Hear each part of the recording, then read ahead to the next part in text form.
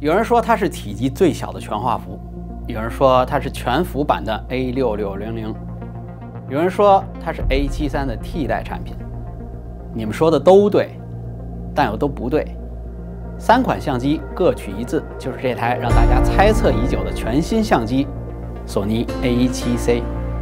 欢迎收看《采风摄影生活杂志》，我是大马毛本。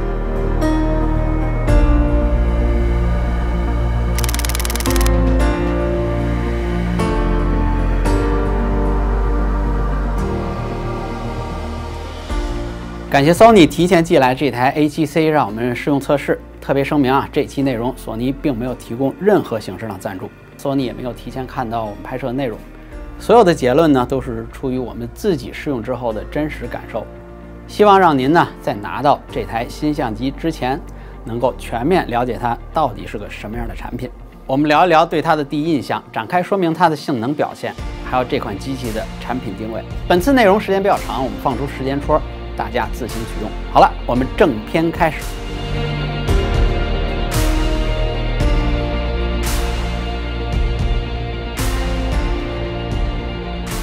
A7C 真的很小，尤其在巨大的全画幅 CMOS 衬托下呢，机身显得格外的纤小。长宽尺寸呢比 A6600大那么一点点，厚度呢跟 A73基本持平。但是因为没有了机顶的大背头啊，所以携带性呢感觉比以前小了好多。机身材质摸起来不是那种轻飘飘的塑料感，而是那种一分钱一分货的手感还有分量。它的画质和记录格式啊跟 A73是一模一样。2400万像素的照片 ，ISO 从100起步，最高可以到51200，最高啊可以到15档的动态范围。视频记录呢最高是4K 30帧，还有高清1080 120P。它有麦克风输入，还有耳机的监听接口。在确保录像的时候呢，收音万无一失。我预定了 A7S3，但是还没有到货。没想到啊，我的索尼微单的侧翻屏的梦，先在 A7C 上实现了。这块屏幕呢，比 A73的屏幕更亮，而且颜色饱和度高那么一点点。使用和 A73一样的 NP-FZ100电池，续航呢可以说是非常的狂躁。A7C 的 C 啊，代表的是 Compact， 从名字上就知道跟 A73是一个系列。总的来说呢，这就是一台性能跟 A73旗鼓相当，但是改掉了很多 A73痛点，增加了一些新的遗憾的入门的全画幅机型。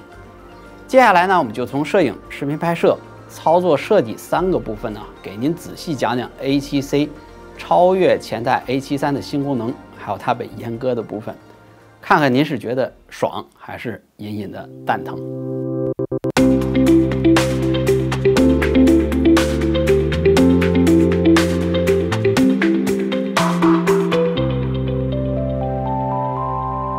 一张好照片最基本的一条就是焦点要清楚，就算是光线构图瞬间抓拍再完美，对焦虚了，它也是一张废片。A7C 最大的一个亮点就是对焦系统，这次呢从旗舰机型 A7R4 下放过来，尤其是强悍的实时跟踪对焦功能，达到了前所未有的准确和稳定。我让大家看一个对比测试啊，在没有任何参照物的花丛里边，A7C 实时跟踪对焦，任凭你移动相机或者晃动画面，焦点锁在那儿，它就是一点都不丢。我就问问，还有谁？实时跟踪对焦并不是一个新的技术，在早年间，索尼自家的 A99，包括像 C 品牌、P 品牌的相机呢，都有实时自动对焦点跟踪的功能。我们之前用的 USR 呢也有这个功能，但是我从来不用。为什么？因为它不准。稍稍晃相机，对焦点呢就不知道跑到哪儿去了。这个功能啊，其实原理并不复杂，拼的呢就是谁家的算法先进，谁家的采样率高，谁家的 AI 成熟，这呢就看出差距了。只有新的 USR5 和 R6才把这个功能做得准确和可靠。这个功能绝对是有划时代意义的。相机的自动对焦主要解决2个维度的问题，第一个就是纵深的维度，另外一个呢就是横向的维度。纵深的维度呢，也就是咱们远近的对焦。现在各个品牌呢，只要是使用相位对焦方式，只要对焦框对在被摄物体上，基本上半按快门呢就能马上完成对焦，快速准确，大家效果呢其实都不差。但是对于这种左右的维度，也就是焦点的选择，怎么能快速的把对焦点放在自己想拍摄的位置上，这就难倒了大多数的摄影者。比如你要拍摄乱跑的孩子，比如拍摄林子里的这个动物、天上的飞鸟。如何让对焦框一直保持在这些无规则运动的主体上？智能对焦点选择呢，一直是厂商一直在想办法攻克的一个课题。你看早期的人工智能对焦、人脸识别，到后来的人眼识别，其实技术一直在不断的这个进化。A7C 上的实时跟踪自动对焦呢，就启动了这个功能。它有2个方法，第一个呢就是使用相机的触摸屏，在菜单里边呢打开触摸功能，然后呢从设置菜单里边选择触摸屏加触摸板，最后呢到拍摄菜单里边选择触摸功能操作，把这一项改成触碰对焦。设置完成之后，只要点选一下被摄物体，上面出现一个两边带竖线的方块，这就算激活了实时跟踪对焦。第2个方法呢，就是如果你使用取景器取景，把画面里边对焦框放在需要跟踪的物体上，按下并保持 F on 键，这样的话就可以实现实时跟踪对焦。切记啊，这个功能不能使用在100P 以上的高帧率模式下工作。除了对焦速度有所提升， A7C 呢在对焦设定中呢也增加了这个过渡速度还有响应速度的调整，让对焦点变化呢更平缓，而且速度是可控的。焦点响应呢，则是在拍摄过程中，当有特殊物体出现在相机和被摄体之间，相机是否要改变对焦主体的响应时间？呵家伙，这录像的吧这？嘿呦，你看这机器，我了，哎呦，不好意思啊，挡进镜头了哈，这厉害了，厉害了，厉害了，厉害了，高手，高手，高手，法师。哎，你看这个，哎呦，这厉害了啊！这大画幅吧，这个，哎呦，这牛了呀！这老法师，这大师，大师，大师，哇塞，这棒了啊，这棒了！拍摄安静画面的朋友呢，我们建议呢，你把过渡速度和响应速度都设定为2，这会让画面的观感非常非常的舒服。A7C 呢，采用了全新的快门设计，声音呢比以前更结实，感觉呢震动也小了不少，这个我很喜欢。画面嘛，它跟 A7III 几乎是一模一样的，在任何 ISO 下呢，就是无论是拍照片还是拍视频，画质跟 A7III 基本上没有明显的区别。我建议拍摄视频时候高感6400，最高呢不要超过12800。A7C 的机身防抖标称是5级，但是呢，据称是全新设计这个防抖的系统，工作更加稳定。我试着手持中焦镜头，没有光学防抖，拍摄呢大概是1/15秒，80%的成功率。使用100/400这个超强这个长焦镜头带光学防抖，大概是1/30秒的快门速度，拍摄静止的画面呢也能保证80%是清楚的。我们给大家看一段用400毫米光学防抖手持拍摄的一个视频，是不是很稳？这个低能耗蓝牙功能呢，因为这个 app 还没有公布，但是听起来呢，对于旅行和日常记录的使用者是非常友好的功能。理论上啊，您拍完照片之后跟朋友聊会儿天，照片呢就已经自动传到手机上了。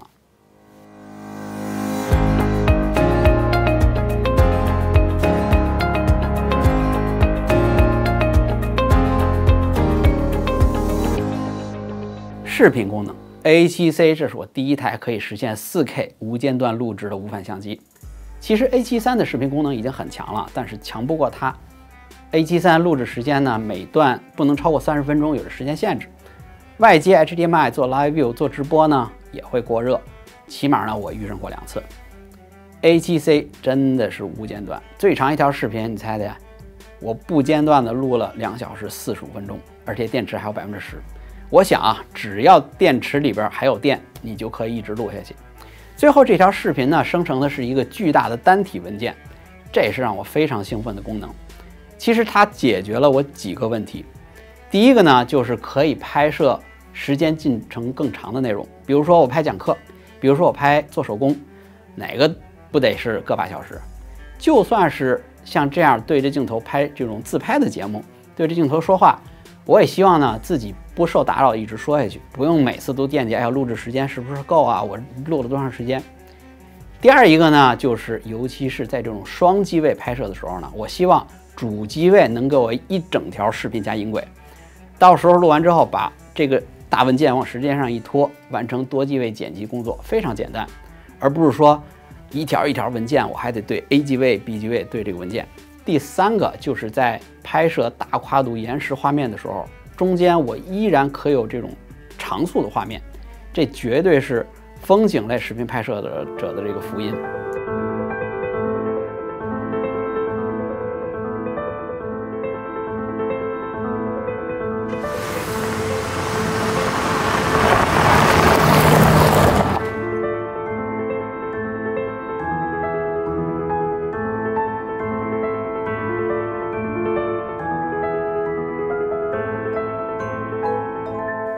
视频可以录制 HLG、S-Log2 和 S-Log3， 在图像配置文件呢增加了 Cine 预设的色彩，但是这事儿呢见仁见智。但是呢，以我们自己的工作流程，我们觉得还是 HLG 是最靠谱的，可以最大的平衡色彩和宽容度。对了啊，还有一个新的变化就是 A7C 在变更 NTSC 和帕制时候呢，终于不用格式化存储卡了。所以我们可以在 4K25 和 HD 120上任意切换。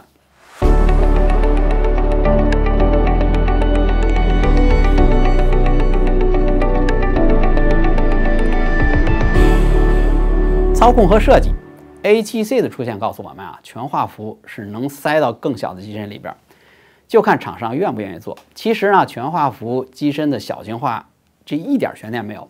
你看啊，早年间一个比一个小的这个35毫米的胶片傻瓜机，还有之前索尼自己做的 RX1 的全画幅的口袋机，未来全画幅啊，我觉得肯定得做到那个尺寸。所以呢，这次 A7C 把尺寸做小，但是呢也留了一手。镜头卡口的位置呢，它偏向手柄一点，因为我手比较小啊，但是也头一次感受到了这个无法安放的一个手指头，所以呢，我这边想隔空呼喊一下 SmallRig。能不能帮我们 A7C 的用户做一个加大的手柄？再吐个槽啊，这个取景器非常小，非常小，无论是物理尺寸还是观感，都比 A6600还小。虽然它的 EVF 的像素密度呢增加，就是会让取景器的画面看起来更细腻，但是由于显示的尺寸和要放大倍率过小，让这种观看的体验怎么说呢？我管这个叫鱼尾纹生成器。哎呀，取景器的皮套是摘不下来的。往好了说，这是怕你丢了替你保管着；往坏了说呢，这就是为了节约成本。但是啊，取景器小又怕什么？我们有翻转屏啊。为了照顾这块翻转屏，索尼呢它重新设计了相机左侧的接口界面。这些设计呢，我觉得有好有坏。我们先说说我们喜欢的地方啊。首先一个就是麦克风接口上移，放在离机顶最近、最不影响翻转屏的位置。同样呢 ，HDMI 接口呢也是放在了整个的接口的最下面、最不挡屏幕翻转的位置。可惜啊，从之前的这个竖插变成了现在的横插，我之前买的直角的线就不好用了。存储卡的位置呢放在了左侧，这样的好处呢是，如果你把相机放在稳定器上，这时候你换卡就不用把整个相机从稳定器上拆下来。我们再说说觉得这些接口设计不好的地方啊。索尼 A73 USB 接口之前有2个，现在呢去掉了 Micro B， 只保留了一个 Type C 接口。曾经这个2个接口呢，我可以一个接遥控线，一个接充电宝，拍这种超长的风光的长延时的这个绝佳的方案。而且呢，这2种 USB 线呢都可以进行充电，而且这2种线呢到处都可以找到。现在呢只保留了一个 C 口，总觉得心里不踏实。但是呢，这块电池确实耐用。我用 SNQ 功能的拍摄延时，拍了整整5个小时，信不信由你。5个小时，电池还有20%。干活的时候呢，你看 USB 接口、耳机接口、HDMI 接口都挤在那么小的一块空间上，哎呀，我觉得可是够挤的。貌似呢，也不太有可能再有位置这个设计这卡线的这个固定器。干起糙活来的时候呢，我觉得这个稳定性堪忧。但是不管怎么说啊，这些设计呢是为了这块众望所归的翻转屏。自拍狂人呢不求人，搞美食的这个拍摄呢，这是高角度俯拍的一个救星。我们大胆预测一下啊 ，A7C 靠着这块上下左右都可以翻转的液晶屏，还有一块这个空无一物的相机的右侧手柄。只要 SmallRig 能够设计出一个加厚的手柄，外加3脚架的卡板，这台 A7C 绝对是竖拍视频的神器。照片和视频的快捷菜单是可以单独自定义的，因为照片拍摄与视频拍摄的使用习惯完全不同。拍摄照片的时候呢，需要根据被摄物体是动是静来切换对焦或是连拍模式比如精确设定影响这个景深的像光圈和 ISO， 而拍摄视频呢，则是要根据不同变换的环境来改变白平衡、改变录音电平还有防抖模式等等。这些呢，就是完全针对不同操作习惯的人的这个多了一个选项。在 A7C 照片和视频的快捷菜单呢进行的分裂，这样的话大大提升了操作的这个效率，来对应这种快节奏的拍摄。A7C 紧凑的机身上并不像 A73 一样有丰富的 C1、C2、C3 的自定义键，但是呢，这并不影响 A7C 的操作自由度，因为相机上除了快门键和 menu 键以外，就连这个录制键、录制视频键都是可以自定义的。自定义范围呢，基本上涉及到所有的一级菜单。如果您是 A7、A7R、A9 系列过来的用户呢，可能需要一点点时间来适应和学习。虽然呢，操作的手感会有一些下降，而且呢，没有像 C1、C2 这种专门的按键来的直观，但是呢，习惯之后丝毫不影响它的操作速度。